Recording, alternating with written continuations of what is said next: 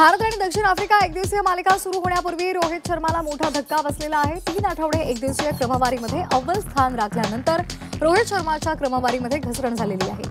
Hitman शर्माच्या जागी न्यूझीलंडचा तुफानी फलंदाज डॅरेल मिचेल अव्वल स्थानी विराजमान झालाय। मिचेलनं 782 गुणांसहित अव्वल स्थानी झेप घेतली आहे, तर 781 गुणांसह रोहित शर्मा दुसऱ्या स्थानी आहे। भारतीय कर्णधार शुभमन गिलला दक्षिण आफ्रिकेविरुद्धच्या पहिल्या कसोटी दरम्यान मानेला दुखापत झाली होती। आता गिलच्या प्रकृतीमध्ये बीसीसीआयनं अपडेट दिलेली आहे। गिल सध्या उपचारांना सकारात्मक प्रतिसाद देतोय। 19 नोव्हेंबरला तो संघासोबत गुवाहाटीला रवाना झालाय। सध्या बीसीसीआयची मेडिकल टीम गिलच्या प्रकृतीवर लक्ष ठेवून आहे, त्यामुळे गिल दुसरी कसोटी खेळणार की नाही याचा निर्णय लवकरच घेतला जाणार आहे, असंही बीसीसीआयनं म्हटलंय। दक्षिण आफ्रिकेविरुद्धच्या कसोटी मालिकेनंतर वनडे आणि टी20 मालिका रंगणार आहे। मात्र गिल आणि श्रेयस अय्यरच्या दुखापतीमुळे नेतृत्व करणार कोण असा प्रश्न आता निर्माण झालाय। दरम्यान सोशल मीडियावर अशी चर्चा रंगली आहे की बीसीसीआय पुन्हा रोहित शर्माला वनडेच्या संघाची कर्णधारपदाची जबाबदारी सोपवेल त्या विचारात आहे। इतकंच नाही तर बोर्डानं रोहितची या संदर्भात प्राथमिक चर्चा केली आहे, असं सुद्धा सांगितलं जाते।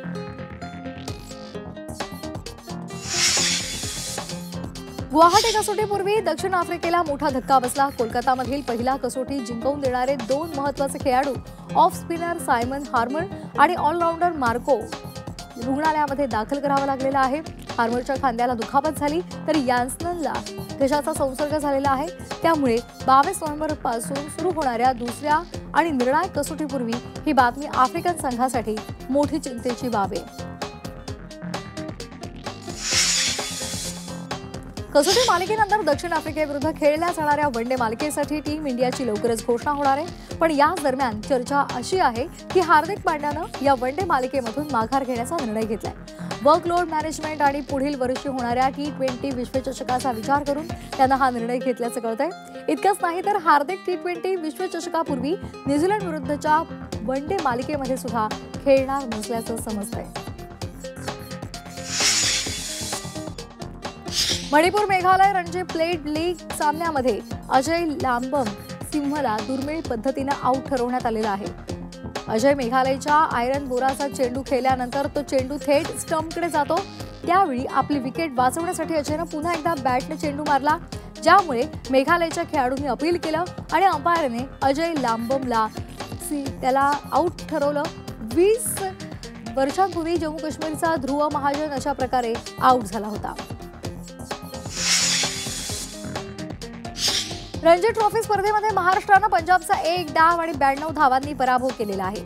महाराष्ट्राचा सलामीवीर अशा कुलकर्णीची शतकी खेळी आणि पृथ्वी शॉचं दमदार शतक यामुळे महाराष्ट्राच्या विजयामध्ये मोलाचं ठरलेलं आहे।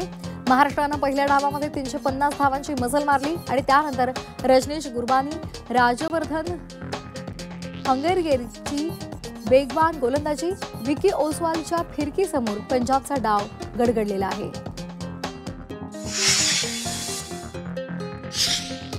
शार्दुल ठाकूरच्या मुंबईनं पुदुचेरीचा 1 डाव 222 धावांनी धुव्वा उडवत यंदाच्या रणजी मोसमामधील 3रा विजय साजरा केलेला आहे।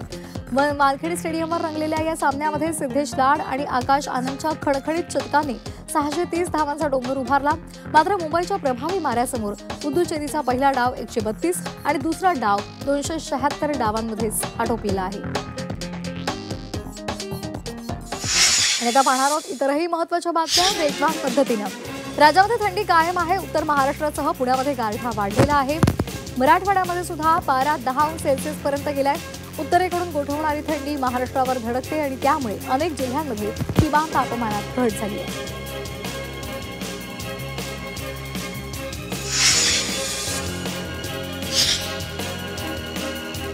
मुंबईमध्ये 16 अंश सेल्सिअस इतक्या तापमानाची नोंद झालेली आहे। गेल्या 12 वर्षांमध्ये पहिल्यांदाच इतक्या कमी तापमानाची नोंद झाली आहे। पुणे आणि लोणावळ्यामधून वाहणाऱ्या वाऱ्यामुळे मुंबईचा पारा घसरलाय।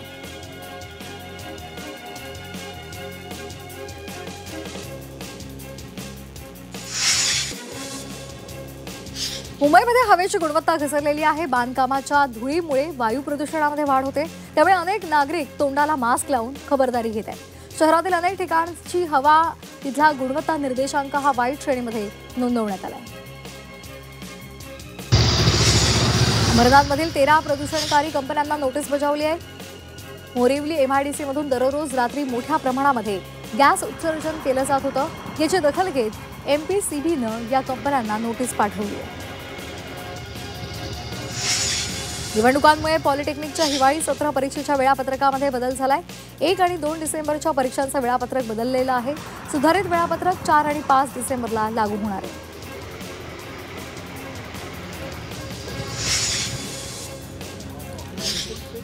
पुणे मॉडेल स्कूल या जिल्हा परिषद शाळेतील विद्यार्थी अमेरिकेमधील नासामध्ये अभ्यास दौऱ्यावर गेलेले आहेत. अभिनव उपक्रमाअंतर्गत 25 विद्यार्थ्यांनी नॅशनल एअर अँड स्पेस म्युझियमला भेट देऊन अंतराळ विज्ञानातील अनेक चमत्कार जवळून अनुभवले. भाड्यानं घर घेणं सर्वसामान्यांच्या आवाक्यामध्ये येण्यासाठी म्हाडानं भाडे तत्वावरील घरांच्या धोरणाचा प्रारूप मसुदा तयार केलाय. या धोरणाच्या अंमलबजावणीसाठी स्मार्ट रेंटल हाऊसिंग पोर्टल विकसित करण्याचा प्रस्ताव या मसुद्यामध्ये मांडलाय. यामुळे भाडे तत्वावर घर घेणं अधिक सोपं होणार आहे. देशामध्ये इलेक्ट्रिक वाहनांच्या विक्रीमध्ये 57% वाढ झाली आहे. 2 चाकी इलेक्ट्रिक वाहनांची विक्री 3% वाढलेली आहे, तर 3 चाकी वाहनांच्या विक्रीमध्ये 5% वाढ झाली आहे.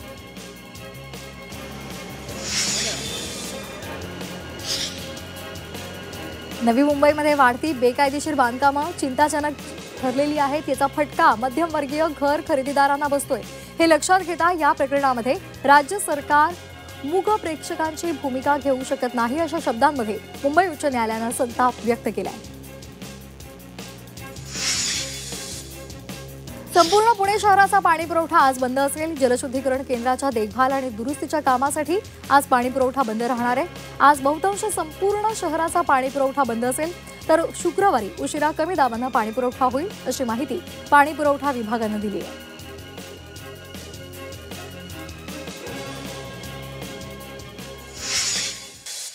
हिंगोली जिल्ह्यातील 3 नगरपालिकांची निवडणूक होणार आहे आणि त्या पार्श्वभूमीवर निवडणूक आयोगानं नेमलेल्या पथकाच्या वतीनं जिल्ह्याच्या विविध भागांमध्ये नाकाबंदी केलेली असून वाहनांची कसून चौकशी केली जाते.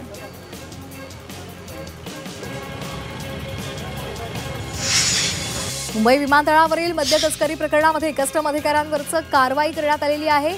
हा अधिकारी विमान उड्डाणादरम्यान प्रवाशांना देण्यात येणाऱ्या मद्याची काळा बाजारामध्ये विक्री करत होता अशी माहिती समोर आली आहे. यावेळी राज्य उत्पादन शुल्क विभागाच्या अधिकाऱ्यांनी या अधिकाऱ्याला रंगेहात पकडले.